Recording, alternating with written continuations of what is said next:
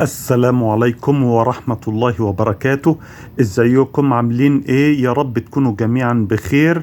النهاردة برد على فيديو جميل وقيم لمحمود سعيد.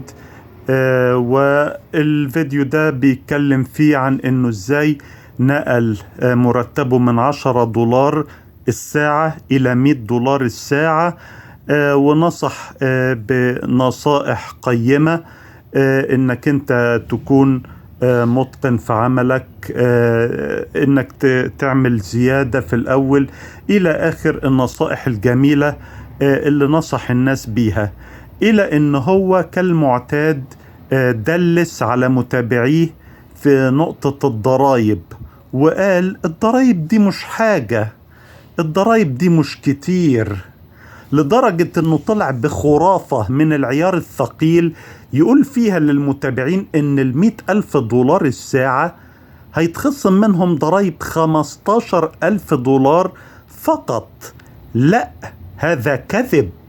$100,000 الساعة انت لو خش جيبك منهم 60,000 في $100,000 السنة، انت لو انت $100,000 السنة دي بعد الضرائب والخصومات هيصفصفوا لهم على $55,000 السنة.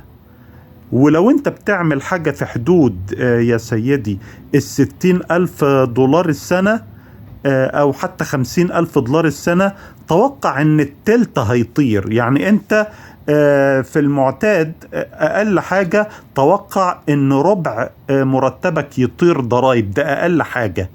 لكن لو انت دخلت في شريحة $50,000 و$60,000 فانت تلت مرتبك هيروح في الضرائب.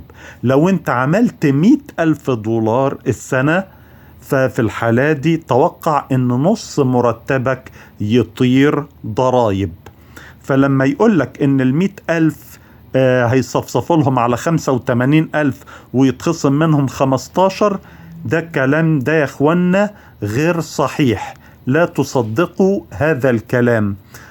نيجي بقى نتكلم عن الناس اللي بتعمل تقرير عن ان انا استهلكت كذا وكذا عشان ادي الشغلانة بتاعتي وهكذا. مفهوم ان بحر الضرايب ده يعني بحر كبير، ولكن الحاجات اللي تقلل عليك الضرايب وهتلعب فيها ما هياش حاجات كتير. بس عشان اوضح للناس النقطة المهمة دي، لا انت انت مش رجل اعمال، انت موظف.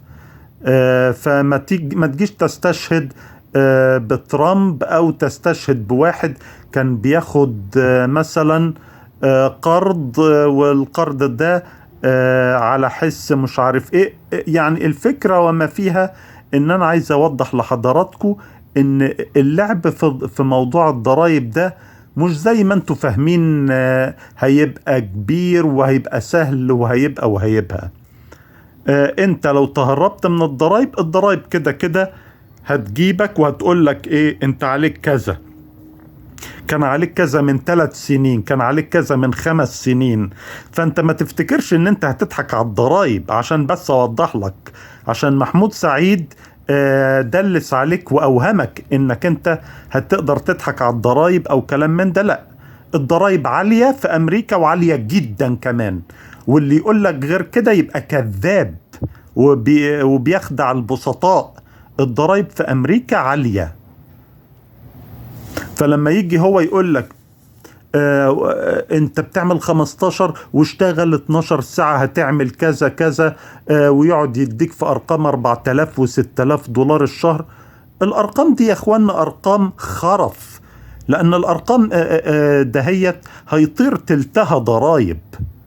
$4,000 و$6,000 الشهر خلى البسطاء برقوا عينيهم. طبعا ايوه هيطير منها تلتها ضرايب، ولو دخلت في شريحة اعلى واعلى هيطير نصها، ولو دخلت في شريحة اعلى واعلى واعلى هيطير اكتر من النص ضرايب.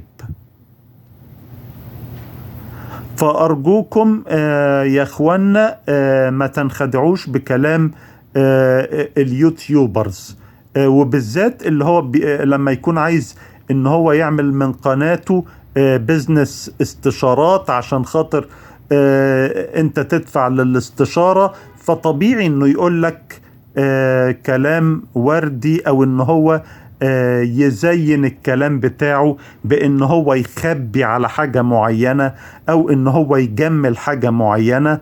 فخلوا بالكوا الكلام تاخدوه بحذر، اوزن قبل ما تشيل. اشكركم على المشاهدة، والسلام عليكم ورحمة الله وبركاته.